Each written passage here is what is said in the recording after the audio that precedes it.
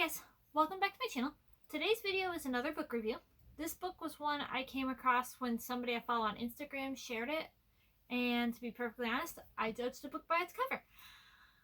I saw the picture, thought the book looked interesting, and then looked it up to see what it was about. And let me tell you, the cover is only the beginning. Today's book review is on the book The Beholder by Anna Bright.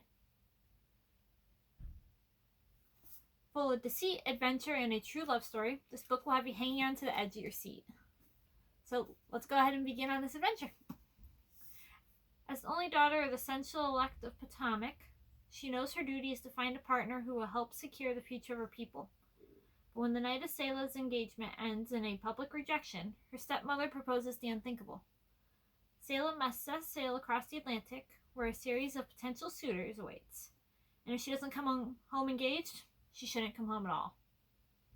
Selah's quest will be the journey of a lifetime, but her stepmother's schemes aren't the only secrets hiding below decks. And the stakes of her voyage may be higher than a happy ending.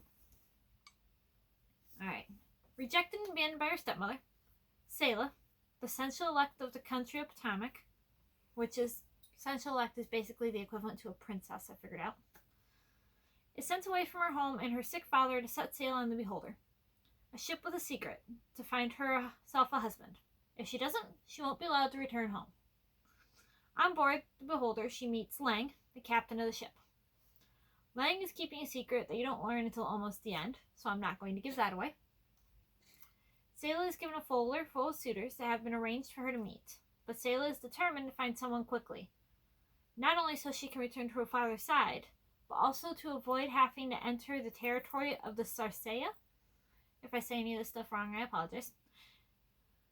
Which is a terrifying ruler who calls herself Grandmother Wolf, who is taking over her part of the world and doing awful things to the countries that she decides she's going to take over. Selah realizes the real reason behind her stepmother sending her away and is determined to return home to save not only her father, but her country as well.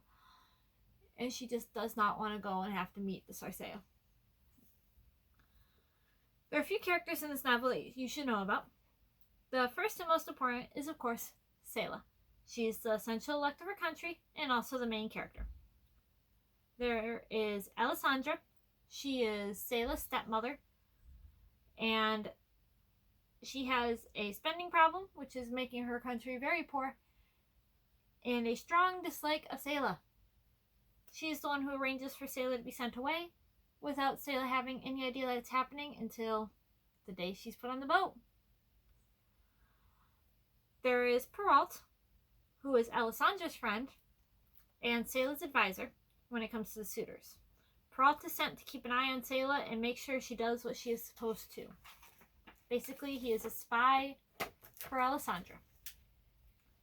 Next, there is Lang, captain of the Beholder, who has strong feelings for Selah and is keeping a big secret from her. And the last people I want to introduce are the suitors. But it's hard to give details without giving away too much, so instead I'm going to tell you what Selah knew going into the meetings with them. And that was only the information that was given to her inside of the folder that she was given by Perrault. The suitors were described as this. The first one we have is Prince Bertilac of England, smart, and the strange thing was he is the only suitor with no picture. So she has no idea what he looks like, no idea of his age, no idea of anything like that going into it. This plays a big part later. It's understood about halfway through the book why they did that. The next one is Torden of Asgard. 19, extremely handsome, muscular, 6'4", pretty sure they said red hair. He's adorable from the sounds of it. And then the last one that they introduce is Fritz of Nuckelborgen. Like I said, if I pronounced that wrong, I'm sorry. And he is 27. It says clever. And he lives in the land of the Sarsaia. Land is called Imperia. Selah does not want to meet him. For one, she is 19. He is 27. 27 is way too old for her. to begin with. For 2, you do not enter the realm of the Sarsaia without the Sarsaia knowing you're there. So she is avoiding at all costs to not have to meet him. So she's trying to win a suitor in the first 2. This is the only info given to Selah concerning her suitors. Selah gets 2 weeks with each suitor and has to meet all of her suitors before choosing. Or at least that's what Peralt tells her. Does that mean that that's Selah's plan? No. But that's what she is told. Because Selah has no plans of being gone that long with a sick father. She wants to be back before something happens to him. And, as stated before, she doesn't want to meet the Sarsaia. Doesn't want to enter that realm. Overall, this book gets a 4.9 out of 5-star rating. It was truly an amazing novel with a strong female lead character. It not only had adventure, but romance as well. The author did an amazing job at pulling the reader in and keeping them interested. And it was such an amazing book. So they might say don't judge a book by its cover, but this one had a cool cover, and I definitely recommend judging the book by its cover, because it was an amazing book.